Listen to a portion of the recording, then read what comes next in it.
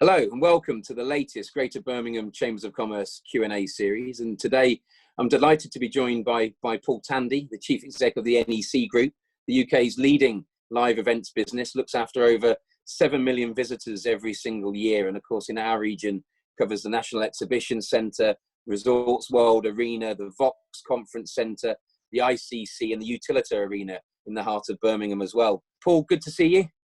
Good to see you, Paul.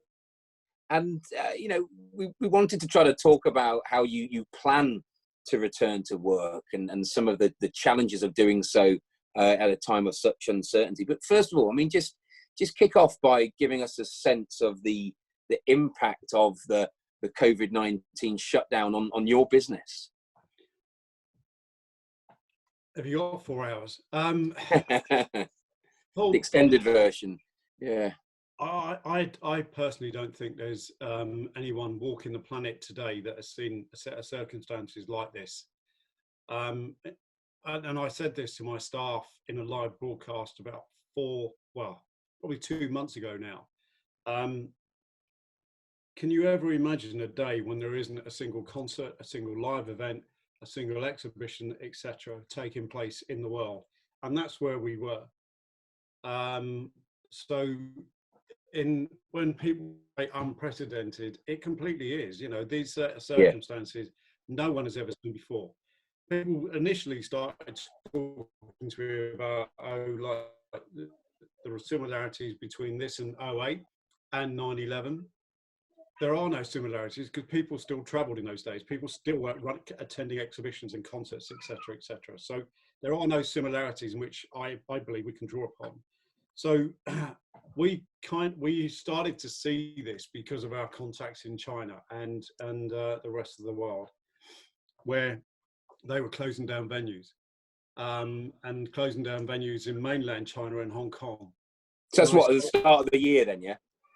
Right in the new year. Beginning of the year. I mean, you saw a bit of it, if I'm honest, towards the end of last year, but you saw the main thrust of it at the beginning of this year in January.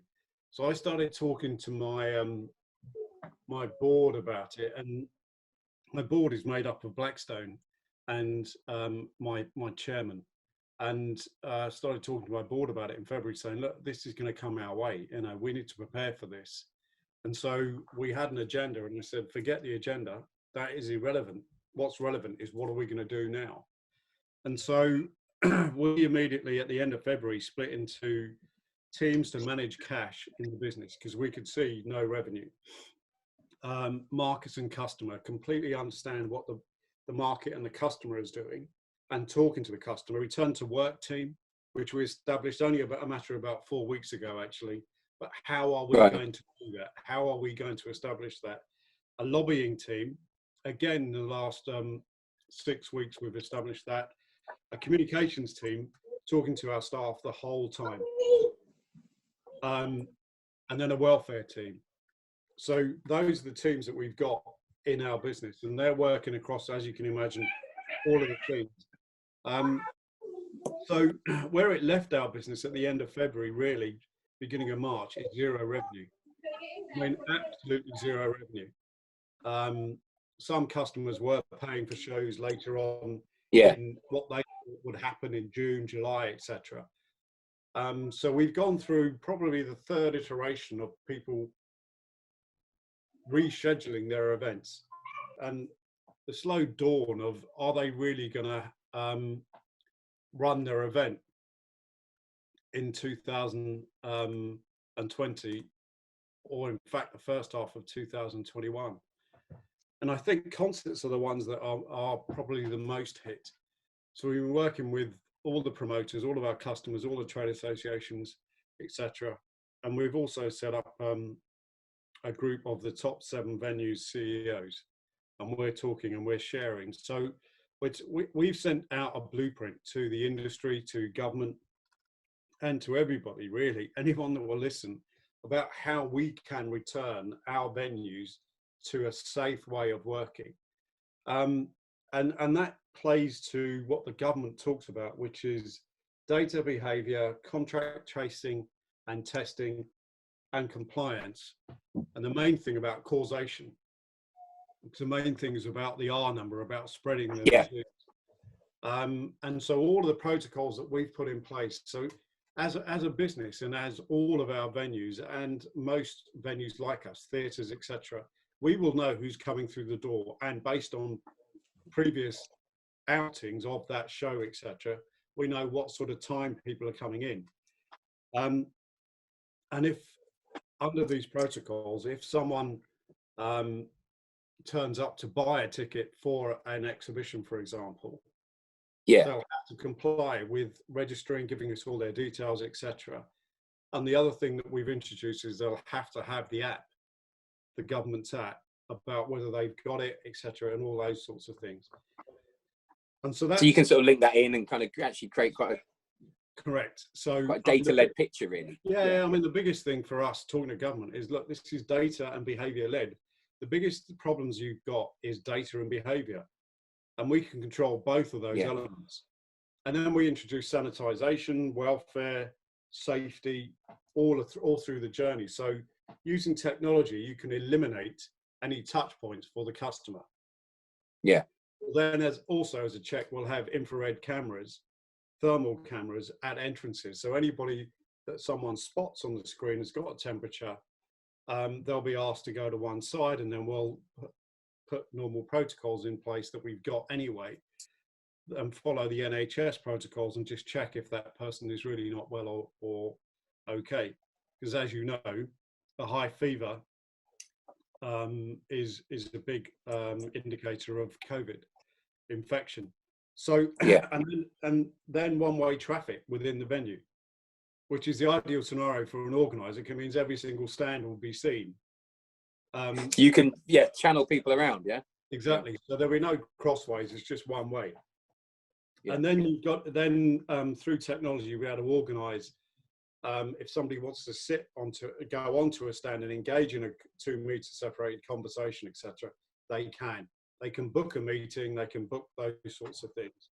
And that's without going into tons and tons of detail. I mean, there's sanitization protocols, there's deep clean protocols, there's technology. Hydrogen peroxide is quite a popular thing at the moment, but we're using it for cleaning because it's a very good cleaning agent. And there's a ton of other technology that you can put into the ceiling through light, UV light. We're investigating all of those. And we're working with our partners and to a certain extent with suppliers we've never worked with before about what technologies actually work. So, one of the things that I would ask this government to also do, as well as they're working with science, is release what science actually works and what doesn't work. So that people running businesses can actually implement those safety and sanitization protocols. So that's kind of how...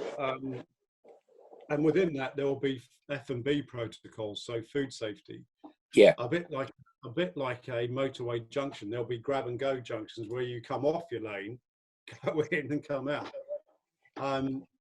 So and the exit protocols are exactly, the egress protocols are exactly the same. So the things that government really want is data, compliance and behaviour. We can actually accommodate all of that and provide the government with a safe environment where the journey and circulation is controlled. And one of the things I've been saying to ministers is, look, I want fairness. You've opened B&Q. They have no idea turning up. They have no idea what time they're turning up. No offence to the owners of B&Q. I think you're great and you're doing a great job. But really, that is not social distancing. I mean, what struck me, Paul, reading the blueprint was sort of how safe and how controlled you can make the sort of certainly the event space, isn't it? And it's exactly for the reasons that you said, and you sort of visualize the NEC. You've got space to be able to put the lanes and still move people around, and maybe it's a different way of working, but it was set out very, very clearly that in some ways it would be the knowledge of who's coming in and how they are. Certainly they've got a temperature and being able to control the interactions. You're going to be better placed to do that than almost just certainly than just walking down the street or being in a number of different stores. And that's why we are pressing it with government, saying, look, we're giving you a viable option here. Yeah. Government's come out with 2 weeks ago on the Monday, following the Prime Minister's measures and how he's going to ease down his measures and the 5 criteria that need to be satisfied. Government came out with that 50 or 60 page evidence. And within that, on page 32, there's these test venues. And what we're asking for is, why not make us a test venue? We can work with our customers, because we need to do that in June. Yeah. So that we can say to our customers, we're opening in September. There are no events in July and August because everyone's rebooked them anyway, rescheduled them because everyone knows that you're not going to be in a place to run them. That then gives them enough chance to talk to their visitors, talk to their exhibitors and say, look, this is safe and this is what we're doing. So it gives the industry a chance, but it's not just our industry, Paul. It's our horizontal vertical affects not just the local economy, but the national economy. This is road hauliers, this is food, this is the small business trend, chippies, electricians, plumbers, health and safety workers, construction. This is a whole load of people that government's trying to help, and they could help very quickly by turning the tap on in a controlled way, so that these guys can go about actually trying to find a living again, as opposed to trying to live off furlough or be made redundant.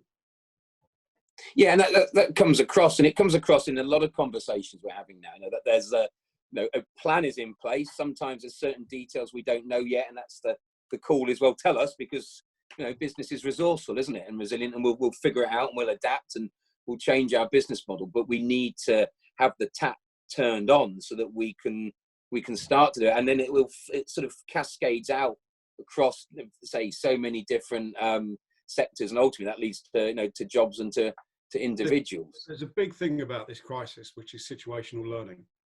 Our business is situational learning. You are, we all are, and we're all bored to death of Zoom as well. But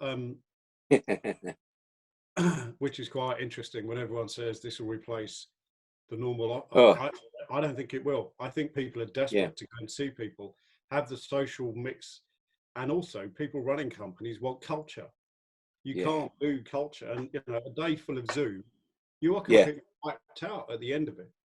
Oh, there's going to be some sort of science will come out of the back end, won't it, saying what this has done to. It's already come out. It's already come out. Is the fact that you can't, and it plays a bit to our industry, really. Our industry is all about body language, human interaction. You can't replace human interaction, etc. And the marketplace where buyer seeks seller, whereas everything else, seller seeks buyer. But so what I think is, we're giving government options on how to restart the economy. And what it means for us is, if we can do that safely and in a way, we know that we have a set of known unknowns.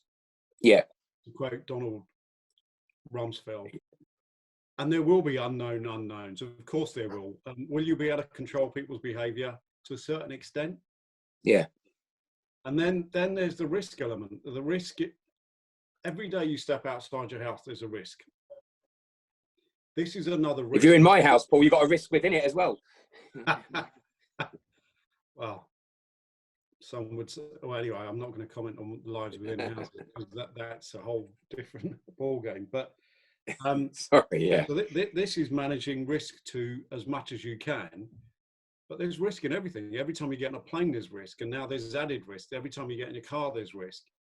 So every time you walk outside your house now, there's added risk. But you minimise that risk, and that's exactly what we're saying to government. We can minimise the risk more so than anyone else. Non-essential retail, we can minimise it way more than they can. So give us a chance. Let us test it, and let us try and kickstart this economy. And this isn't, this is real jobs we want to try and protect. The furlough scheme is fantastic. Someone likened it to heroin. It's going to turn into something like that for businesses, because you do become addicted to it. Coming off it, you need to have enough time to build up the market revenues. Otherwise, you won't be able to bring everyone back.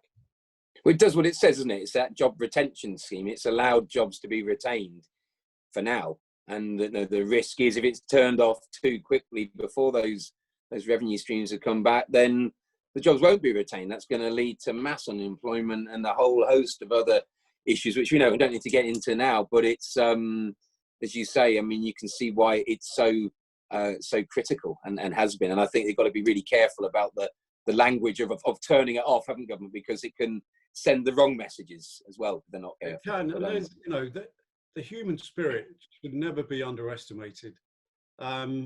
Whether we get a vaccine or not, the human spirit will return in droves. Really, I think people will want a live experience. People will want a live experience more than ever before, and they will value it. So oddly enough, the live experience will be valued more and higher than it was before.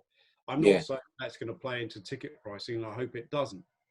And we're talking to our customers about tickets and pricing and saying that they can't, the economy is affected. Therefore, if you want a chance of selling a ticket, you've got to play into that and understand the context that we all now live in. But I'm encouraged, and I'm a glass half full guy anyway, but I'm encouraged that the human spirit will kick back, and it will kick back fast. And when it is safe, and when people do think it's perceived to be safe, I think the experience economy will really, really benefit. But I mean, I was going to just ask about the sort of the arena side of your business, and obviously being able to control the exhibition spaces makes a lot of sense. I mean, the arenas, I guess, is going to be far trickier just because of the social distancing rules for now, isn't it? And I guess making concerts viable, or what's your take on that? If you look at the exhibition market and the conference market, the alignment between us and the organizer is there in droves. And the reason why it is they need us to open so they can run their businesses, because we're both zero revenue. Yeah. Whereas if you look at a promoter, who are they're brilliant at what they do, and they take tons of risk every day. They pay the artist a massive guarantee, and if they don't sell enough, they're out of pocket. Yeah. That's their business model. And so for them to convince an artist to do 4 or 5 nights at 4,000 to 5,000, which is what you'll be limited to really, just to get to 20,000, when you could probably do that in one go next year, is quite a difficult conversation. However, we are working on driving concerts. We are working on driving experiences. We are working, and it comes back to the point you and I were having before we started recording this, which is about herd immunity. Which is about, the healthy, once you've got antibody tests are in existence. Therefore, the test for everybody who's got the app, and they can only come in with the app, etc. They've had the antibody test, therefore they're allowed to go about their normal business. And I think that's one way government should think about returning back to normal, because it's not just about returning to work. It's about returning to living life. You've got one life, and you need to kind of live it. And we do need to try and give the option now to people about how do you want to live your life. You can't live your life in this way that people are living you can live it for quite a long time, but people, culture, the whole thing that helps people cope with everyday life. It's getting confidence back, isn't it? And I suppose part of that is using the technologies that's available to sort of make you realise that when you come through here, you've got your app, you've gone through your thermal sort of detector and stuff that in fact, you'll know more than you ever knew before, that the people around you don't have a fever or don't have a this or don't have a that. And if you can get confidence back, then actually you can start being a bit more cheek by jowl, because we can't, as you say, we can't live forever with a 2 metre sort of distance around us, can we? I've been saying this on every call, that it's the confidence element. Government has got to start sending out, this will happen, this will happen. We are looking at this. We are looking at opening up cultural venues. We are looking at open up business tourism venues, etc. Because it's going to take a while for the wider population to, I mean, at the moment pubs are open, you know. Yeah. Who's buying, Paul, me or you? I think if you walk into a pub, mate, anyone will be buying. Yeah. Paul, just to sort of wrap up, we could talk for hours, but just obviously the Nightingale Hospital, which you've been housing at the NEC, and you know, brilliant that you've been able to, or were able to sort of react and respond, and I suppose, you know, it was there in case, wasn't it? And you've got to build capacity. I mean, what's the status of that now, and you know, what do you expect to happen with that in the short and medium term? Look, we stepped up when government asked us and said, and we did the right thing. We said, this isn't a rental, this is for free, and we will do everything we can. So whilst China built a hospital in 3 weeks, we actually built one, okay, might have been within a venue, in 10 days. And it was there as a backup, and thankfully it wasn't used. Regionally, I think UHB have done a phenomenal job. They've actually got, I think they've got the largest number of ITU beds in Europe in one single hospital. So, and if you look at what they've done, the numbers in our region are the closest to London in terms of the R rate. It's 0.67 or something like that. Yeah. At the time of this recording. Now, where they need to get to is they need to start addressing the lists that exist that haven't, so life, limb, cancer, all the other things that need to be done, but they need to keep space for COVID, because COVID really should only be treated in a hospital. Not just ventilation, but there's a ton of other consequences that take place. So what we're now looking at, we're looking at talking, when we're discussing it with the NHS, both regionally and nationally, about addressing low-level clinical operations. Okay, so sort of repurposing it then to for other use for the NHS. But with the proviso, you know, we got a business to run now. COVID was one thing, and then we stepped up to the plate. So I expect government to come back in the same way we stepped up to the nation's fight. I expect the government to now step up to the nation's fight of how we return to a normalised economy. Yeah. So, back to that sense of fairness, isn't it? That's what everyone wants. Yeah, absolutely. You know, we did the right thing when we were asked, and so I now want the government to do the right thing when we're asking them. Look, treat us fairly. We've got the most safe, secure, measurable, compliant facilities. Let us test. Let us convince you that it's a viable option, and then get on with it.